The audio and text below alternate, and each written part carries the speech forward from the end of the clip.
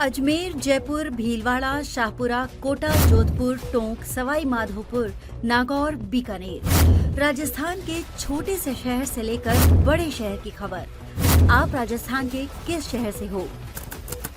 Channel दे रहा है प्रत्येक विधानसभा में अपनी टीम। चैनल में जुड़ने के लिए व्हाट्सएप करें सोशल मीडिया के जी प्लेटफॉर्म पर। आप देख रहे हो मेट्रो न्यूज राजस्थान।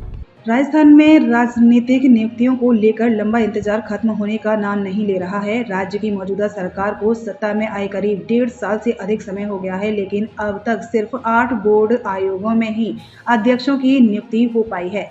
राज्य में भले ही सरकार किसी भी दल की हो, भाजपा या कांग्रेस, लेकिन नियुक्तियों में ढिलाई अब एक परंपरा बनती जा रही है। इतिहास गवाह है कि पिछले कई सरकारों ने राजनीतिक नियुक्तियां अपने कार्यकाल के अंतिम चरण में जाकर शुरू की। मौजूदा भाजपा सरकार में भी दिग्गज नेता बड़ी तादाद में आस लगाए बैठे हैं, लेकिन प्रशासनिक स्तर पर फिलहाल गति नजर नहीं आ रही है। राजनीतिक नियुक्तियों की रफ्तार बेहद सुस्त है। राज्य में कुल मिलाकर 70 से 80 बोर्ड आयोग और निगम हैं, जिनमें अध्यक्ष व उपाध्यक्ष जैसे महत्वपूर्ण पद होते हैं। आमतौर पर इनमें सत्ता दल के नेताओं, चुनाव में पिछड़ चुके उम्मीदवारों या संगठन के वफादार कार्यकर्ताओं को पद देकर संतुलन साधा जाता है।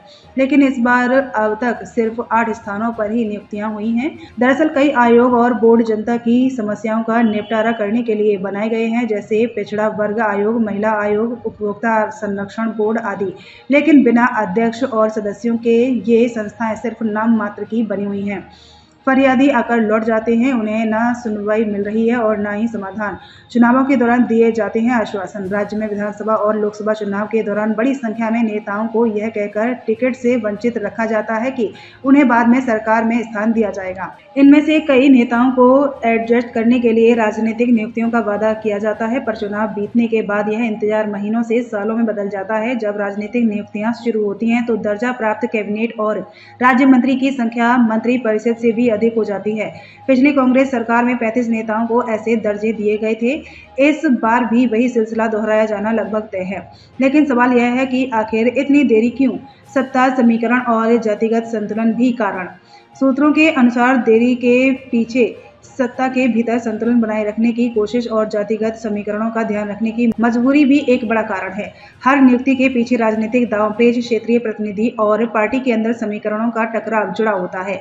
इसीलिए सरकार इन नियुक्तियों को बेहद सोच समझ कर करना चाहती है।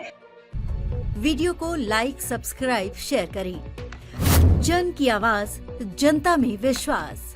खबर से खबर तक।